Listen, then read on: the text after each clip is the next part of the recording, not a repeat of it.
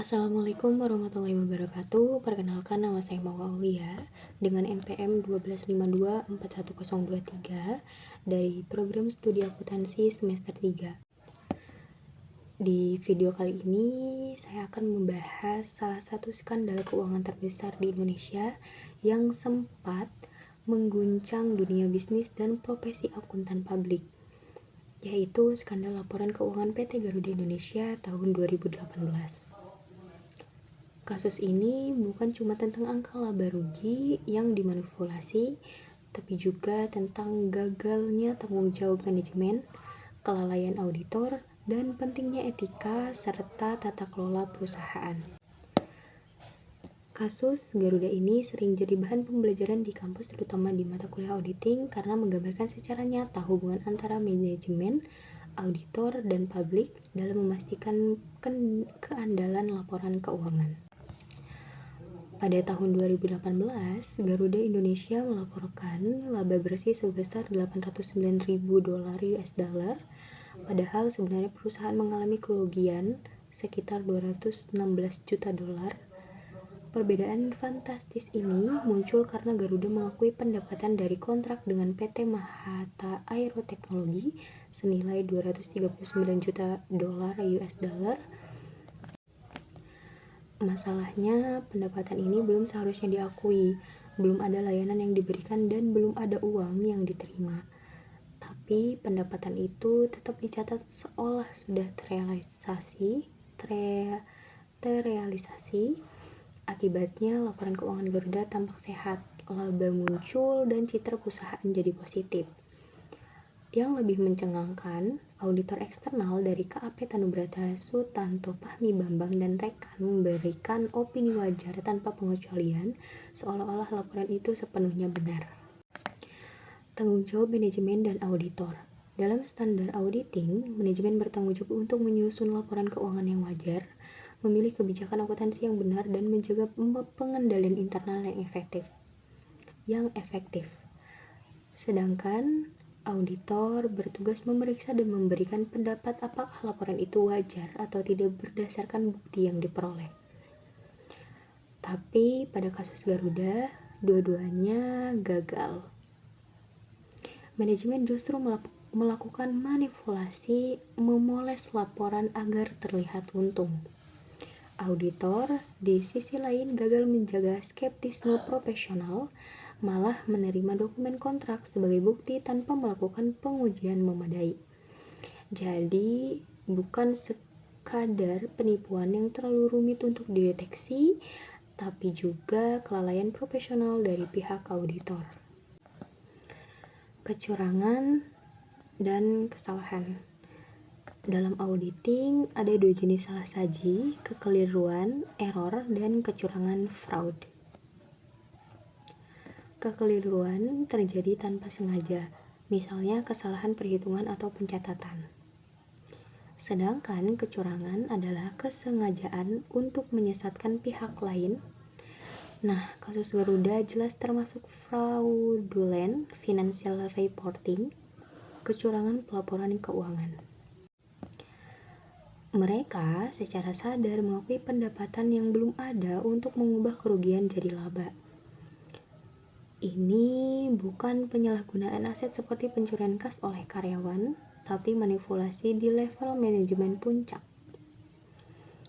Tujuannya satu, menciptakan ilusi kesuksesan finansial agar investor dan publik tetap percaya. Skeptisme profesional dan keyakinan memadai.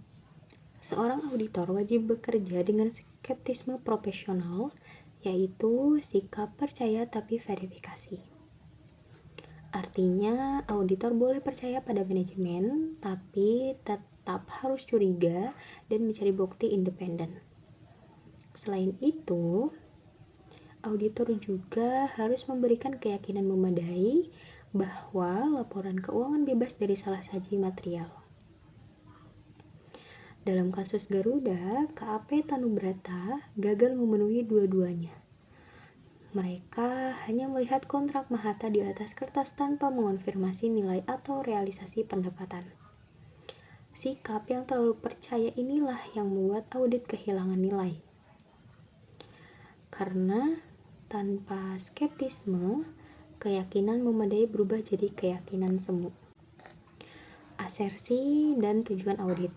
Dalam auditing, manajemen membuat asersi atau pernyataan implisit tentang keadaan laporan keuangan. 3 asersi utama yang dilanggar dalam kasus ini adalah: yang pertama, keterjadian, occurrence, pendapatan diakui padahal transaksi belum terjadi. Yang kedua, yaitu keakuratan, nilai transaksi tidak akurat karena tidak sesuai realisasi. Yang ketiga, yaitu ada pisah batas, pendapatan masa depan dicatat di periode sekarang.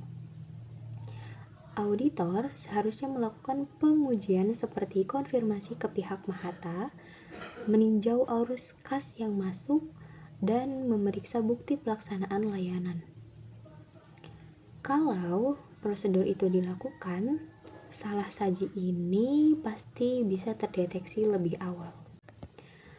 Asersi dan tujuan audit terkait saldo.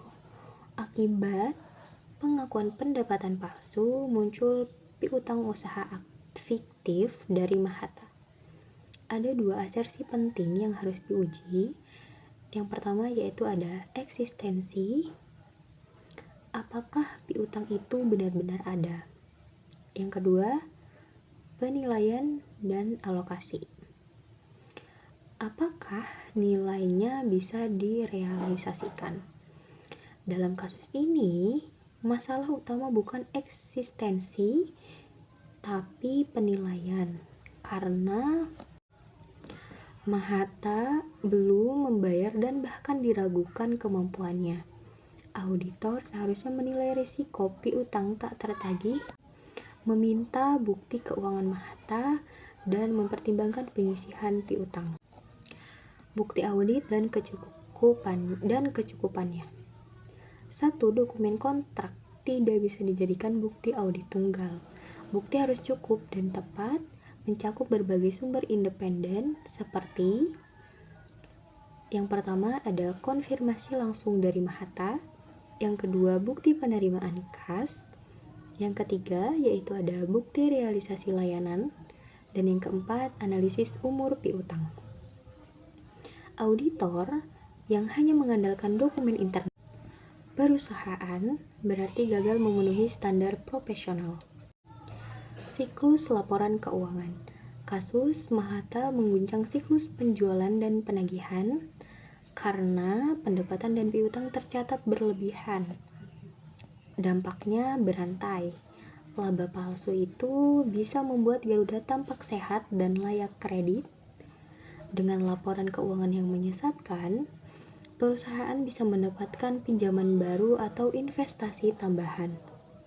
Inilah efek dominonya ke siklus akuisisi modal dan pembayaran kembali. Tahapan audit dan titik kegagalan. Tahapan audit dan titik kegagalan. Proses audit memiliki 4 tahap. Yang pertama yaitu ada perencanaan dan penilaian risiko. Yang kedua, pengujian pengendalian dan transaksi. Yang ketiga, pengujian saldo dan prosedur analitis. Dan yang keempat, ada penyelesaian dan pelaporan. Kegagalan Garuda paling parah terjadi di tahap pertama. Auditor tidak mengenali Mahata sebagai area risiko tinggi dan tidak merancang prosedur khusus untuk mengujinya karena tahap awal ini lemah. Seluruh proses audit berikutnya jadi rapuh dan berujung pada opini yang salah. Komunikasi dan etika auditor. Auditor seharusnya melaporkan ketidaksepakatan dengan manajemen kepada komite audit atau dewan komisaris. Jika manajemen menolak memperbaiki laporan auditor, punya 3 pilihan.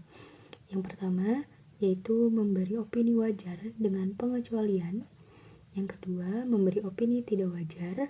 Dan yang ketiga, mundur dari penugasan. Namun dalam kasus Garuda, auditor justru ikut membenarkan laporan tersebut yang akhirnya merusak kredibilitas profesi. Kasus Garuda Indonesia menunjukkan bahwa audit eksternal punya batas.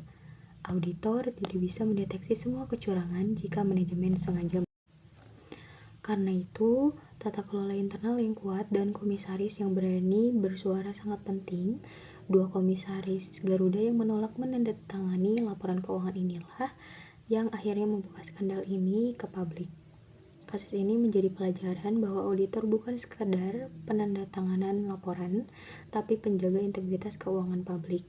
Tanggung jawab mereka bukan hanya kepada klien, tapi kepada investor, kreditur, dan masyarakat. Audit yang jujur adalah fondasi kepercayaan publik terhadap dunia bisnis. Sekian dari saya. Wassalamualaikum warahmatullahi wabarakatuh.